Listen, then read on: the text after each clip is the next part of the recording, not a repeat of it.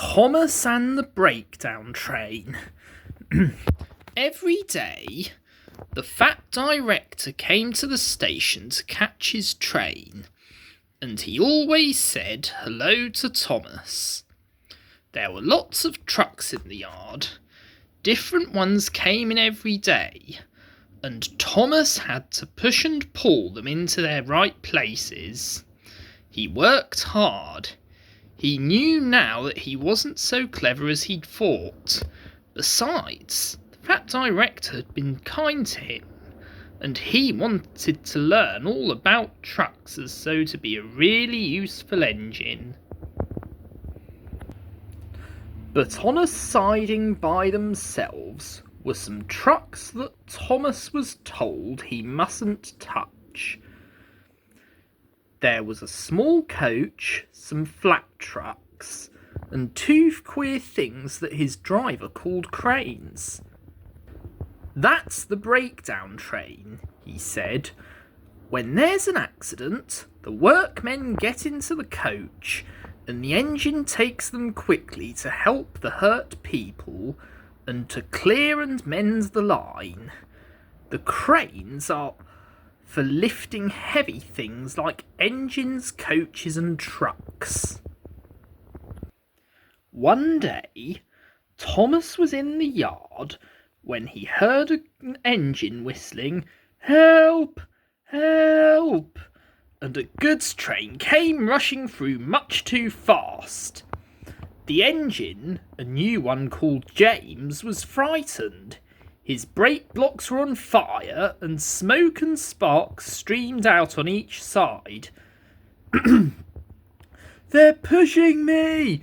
They're pushing me!" he panted. On, laughed the trucks. And still whistling, "Help! Help!" poor James disappeared under a bridge. "I'd like to teach those trucks a lesson," said Thomas the Tank Engine. Presently, a bell rang in the signal box, and a man came running. "James is off the line! The breakdown train! Quickly!" he shouted. So Thomas was coupled on, and the workmen jumped into their coach, and off they went. Thomas worked his hardest. "Hurry, hurry, hurry," he puffed, and this time he wasn't trying to be like Gordon. He really meant it. "Bother those trucks and their tricks," he thought. "I hope poor James isn't hurt." They found James and the trucks at a bend in the line. The brake van and the last few trucks were on the rails, but the front ones were piled in a heap. James was in a field with a cow looking at him, and his driver and fireman were feeling him all over to see if he was hurt. "Never mind, James," they said. "It wasn't your fault. It was those wooden brakes they gave you. We always said that they were no good." Thomas pushed the breakdown train alongside. Then he pulled the unhurt trucks out of the way. "Oh dear, oh dear," they groaned. Serves you right, puffed Thomas crossly.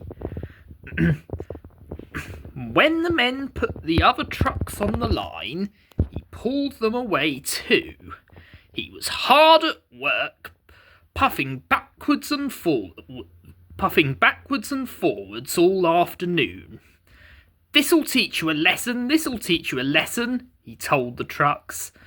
And they answered, yes it will, in a sad, groany, creaky sort of voice. They left the broken trucks and mended the line. Then, with two cranes, they put James back on the rails. He tried to move, but he couldn't, so Thomas helped him back to the shed. The fat director was waiting anxiously for them. "Well, Thomas," he said kindly, "I've heard all about it, and I'm very pleased with you. You're a really useful engine. James shall have some proper brakes and a new coat of paint, and you shall have a branch line all to yourself." "Oh, sir," said Thomas happily. Now Thomas is as happy as can be. He has a branch line all to himself, and puffs proudly backwards and forwards with 2 coaches all day. He is never lonely, because there is always some engine to talk to at the junction. Edward and Henry stop quite often and tell him the news.